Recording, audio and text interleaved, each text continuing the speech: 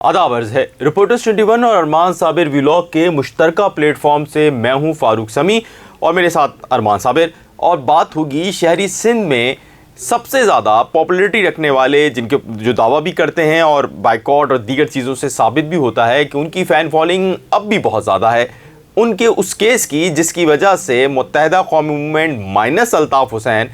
इस वक्त शदीद दबाव का शिकार है। ये वो जायदाद से बेदखली का केस है कि जिसमें अगर अमीनुल हक की सरबराही में जो ये केस किया गया है, अगर वो जीत जाते हैं तो बानी अल्ताफ़ शेल्टर होम में पनाह लेने पर मजबूर होंगे या बानी अल्ताफ़ को अपने किसी साथी या कारकुन के घर जाना पड़ेगा। ये केस बहुत इंपॉर्टेंट है क्योंकि इसके बाद अल्ताफ़ हुसैन ने कहा कि आज के बाद कुरान पाक पर हलफ नहीं लूँगा। ये केस इसलिए इंपॉर्टेंट है कि इस केस के बाद अगर ये केस बानी अल्ताफ़ जीत जाते हैं तो ना सिर्फ उनको इखलाकी फतह हासिल होगी बल्कि मुस्तकबिल में बहादुराबाद यानी माइनस अल्ताफ़ मर्जर की जो मुत्तहिदा कौमी मूवमेंट है ये भी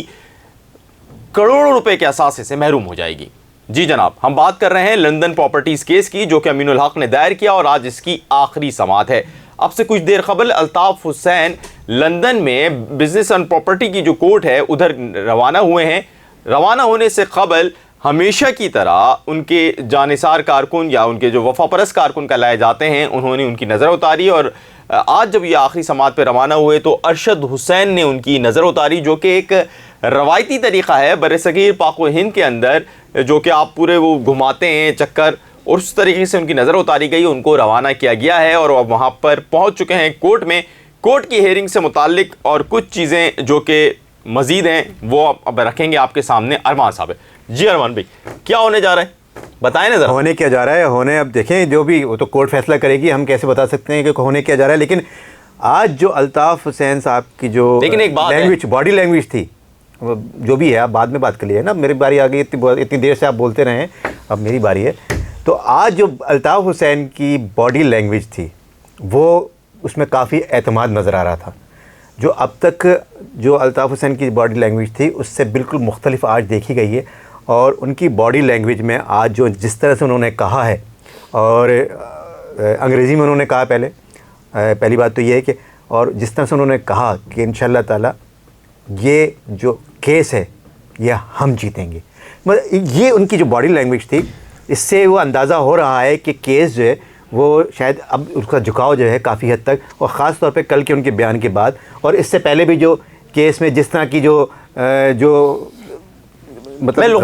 जरा सा लुकमा दे दूं। एहतिशाम सईद पाशा भी हमारे दरमियान मौजूद हैं, सीनियर साफ़ी हैं, कैमरे के उस तरफ मौजूद हैं। वो कहते हैं कि कैसे ही वक्त क्यों ना हो, 92 का वक्त हो, कहीं पर भाई का एतमाद तो कभी भी नहीं टूटा, नहीं है, अभी तक नहीं टूटा। देखें, उनका एतमाद नहीं टूटा है, और यही वजह है कि बाइकआउट का असर बहुत ज़बरदस्त होता है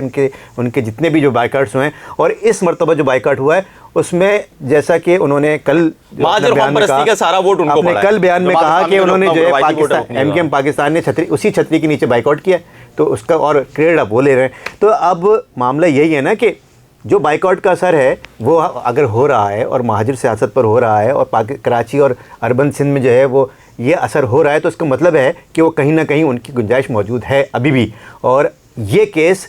जो लंदन प्रॉपर्टी का केस है, ये एमकेएम ने यूँ समझे कि एमकेएम पाकिस्तान ने जो केस कर दिया था, अब ये केस तो वापस ले नहीं सकते थे। अब मामला ये है कि ये हारते हैं या जीतते हैं, ये ऐसी है कि ना निगले जाए ना उगले जाए,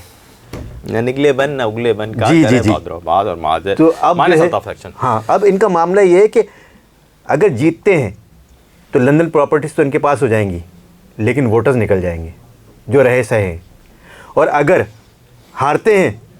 तो इनके अपने वजूद को भी ख़तरा हो जाएगा। मतलब दोनों सूरतों में इनकी कोई, मुझे समझ में नहीं आ रहा है कि एमकेएम पाकिस्तान ने ये स्टेप क्यों उठाया था। फारूक सत्तार, जैसे डॉक्टर फारूक सत्तार कहते हैं कि उन्होंने बहुत ज़्यादा मुखालफत की थी इसकी कि ये केस नहीं किया जाना चाहिए।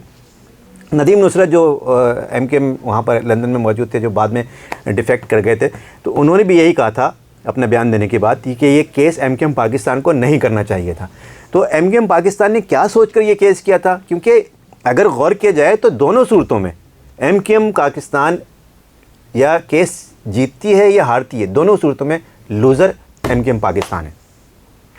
बिल्कुल जनाब। तो बात यही हो रही थी कि दोनों सूरतों में सियासी तौर पर नुकसान उस सेक्शन का होगा, वो यानी जिस वक्त जो बहादुराबाद में से लीड हो रही है, यानी वो सारा माइनस अल्ताफ सेक्शन, बिल्कुल, जिसके अंदर मतलब सारे लोग शामिल हैं। मैं उन पर कभी भी आफाक की बात नहीं करता, क्योंकि आफाक ने शुरू से ही महाजिर कौमी मूवमेंट के नाम पे एक अपनी अलहदा चीज़ चलाई थी, और ये वो लोग हैं सारे जो कि माइनस अल्ताफ के फार्मूले पे पहले आमादा नहीं थे। जब माइनस अल्ताफ का नारा सबसे पहले मार्केट में आया था, या माइनस अल्ताफ की बातें सबसे पहले मार्केट में शुरू हुई थी, लेकिन ये उस वक्त कहते थे कि हम माइनस अल्ताफ पे नहीं जाएंगे, और बाद वो फिर माइनस अल्ताफ पे कहीं ना कहीं आए, और अब वो सारे जमा हो गए हैं। ये तमाम लोग जब इस केस के हवाले से जाएंगे, मैं जो एक बात कर रहा था अरमान भाई, जो हम डिस्कशन करते रहे हैं, हम क्योंकि मैं कोर्ट रिपोर्टर हूं और अरमान भाई भी एक सीनियर रिपोर्टर हैं, हमारे साथ और दीगर जो दोस्त हैं, हम डिस्कशन करते हैं। ये पाकिस्तान की कोर्टें होती हैं जहां पर अदालत में कभी कोई ऐसा फैसला भी आ जाता है जो कि अचानक ही समझ से बालातर होता है। मतलब ये बहुत अफसोस की बात है, या ये तरक्की पजीर ममालिक की बहुत सी कोर्ट में ऐसा हो जाता है, लेकिन तरक्की याफ्ता ममालिक की कोर्ट में जब आप केस की फाइल पढ़ना शुरू हो जाते हैं तो आपको इस बात का अंदाज़ा हो जाता है कि केस में झुकाव किस तरफ है। अगर ये बानी मुत्तहिदा के हवाले से हम इस केस की बात करें, तो इस केस के अंदर मुत्तहिदा कौमी मूवमेंट माइनस अल्ताफ सेक्शन ने बहुत बड़ी बड़ी गलतियां की हैं। पहली गलती, वो आइन जमा कराया जिस आइन के अंदर बिल्कुल सही बात बानी मुत्तहिदा अल्ताफ हुसैन उसकी ऑनरशिप रखते थे इस पार्टी की। और इस वक्त सबसे बड़ा झगड़ा अरमान भाई, जैसे कि हम लोगों ने डिस्कस किया था कि ऑनरशिप का है। इसी तरह हमने ये भी देखा कि जब वो ऑनरशिप के हवाले से बात हुई तो कोई दूसरा आइन अरमान भाई लेके नहीं भेजा गया वहां, बल्कि उसी आइन को जो कि वहां पर रखा हुआ था, उस आइन को आपने पेन से काटा, सुना, मतलब जो हमारे पास सोर्सेस इत्तला है कि पेन से काटा और उसको तब्दील किया गया, ऐसा ही। उसके बाद सवाल ये है कि अगर आप बानी के खिलाफ इस केस में गए थे,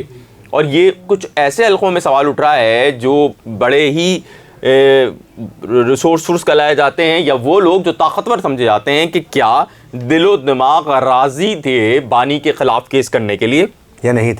थे, क्योंकि आपने इतनी बड़ी बड़ी फाश गलतियां की। वो गलतियां तो आपने डॉक्टर फारूक सत्तार को जब उनकी पार्टी से निकालने की कोशिश की गई तो आपने बिल्कुल नहीं की, लेकिन ये गलतियां बानी मुत्तहिदा के हवाले से क्यों की गई? अब इस हवाले से पाकिस्तान, क्योंकि वहाँ तो आप जानते ही हमारे इस मुल्क के अंदर कोशिश ये होती है और नई नई थ्योरीज जन्म लेती हैं। तो एक थ्योरी ये कि क्या जानबूझ के वो लोग जिन्होंने ये मुकदमा कराया उन्होंने ये गलती करवाई कि मुस्तकबिल में चांस रहे, या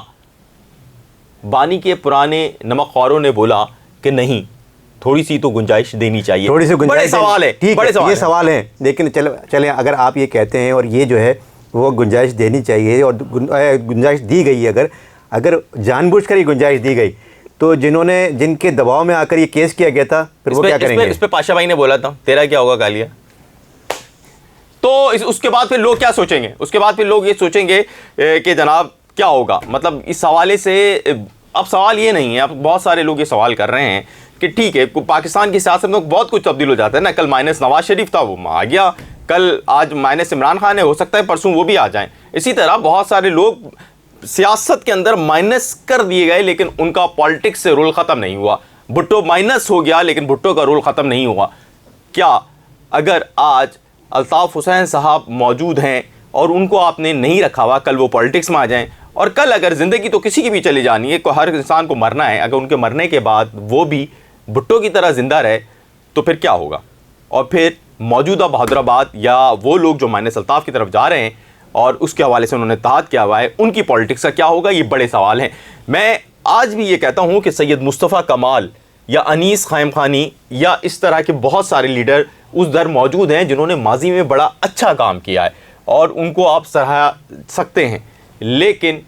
इस वक्त कभी कभार ऐसा महसूस होता है कि उन्होंने अपने आप को थोड़ा सा ज़ाया कर दिया है। अगर अपने फीडबैक से हमें ज़रूर आगाह कीजिएगा, और अगर हमने कोई बात में तजावज़ कर दिया है तो जो लोग सुनने वाले हैं उनको कोई हर्ट हुआ हो तो उसको दरगुज़र फरमाएं। और अगर अभी तक आपने रिपोर्टर्स 21 और अरमान साबिर व्लॉग को सब्सक्राइब नहीं किया है तो बराए मेहरबानी फौरी तौर पर सब्सक्राइब कर लें, क्योंकि हम बड़े ही हिम्मत और हौसले के साथ आपको वो सच बताते हैं जो आपको मेन स्ट्रीम मीडिया भी नहीं बताता है। आपका बहुत शुक्रिया, आदाब अर्ज़ है।